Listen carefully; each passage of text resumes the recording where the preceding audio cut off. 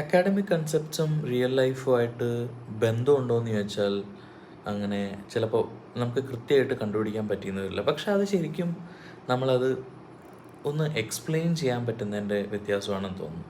For example, ഇൻ്റർസെക്ഷനാലിറ്റി എന്ന് പറഞ്ഞൊരു concept ഉണ്ട്. അത് ഹ്യൂമാനിറ്റീസിലും ജെൻഡർ സ്റ്റഡീസിലൊക്കെ നമ്മൾ കോമൺ ആയിട്ട് കണ്ടിട്ടുണ്ടാവും. ഇത് പറയുന്ന ഒരു സംഭവം എന്ന് വെച്ചാൽ ഒരാളുടെ ലൈഫ് എന്ന് പറയുന്നത് അയാളുടെ മൾട്ടിപ്പിൾ ഐഡൻറ്റിറ്റീസിൻ്റെ പല ഐഡൻറ്റിറ്റീസിൻ്റെ ഒരു ആകെത്തുകയാണെന്നൊക്കെ പറയുന്ന ഒരിതാണ്. ഓഫ് കോഴ്സ് ഇതൊരു ചെറിയൊരു സാരാംശം മാത്രമാണ്. ഇതിൻ്റെ ആക്ച്വൽ കൺസെപ്റ്റ് ഭയങ്കര വലുതാണ്.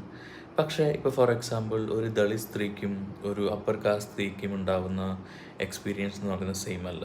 ഇതുപോലെ തന്നെ നമ്മുടെ ജെൻഡറും കാസ്റ്റും പിന്നെ ക്ലാസ് സ്റ്റേറ്റസും ഇങ്ങനത്തെ കുറേ കാര്യങ്ങളൊക്കെ നമ്മുടെ ജീവിതത്തിനെ സ്വാധീനിക്കുന്നു എന്ന് പറയുന്ന ഒരു കൺസെപ്റ്റാണ്.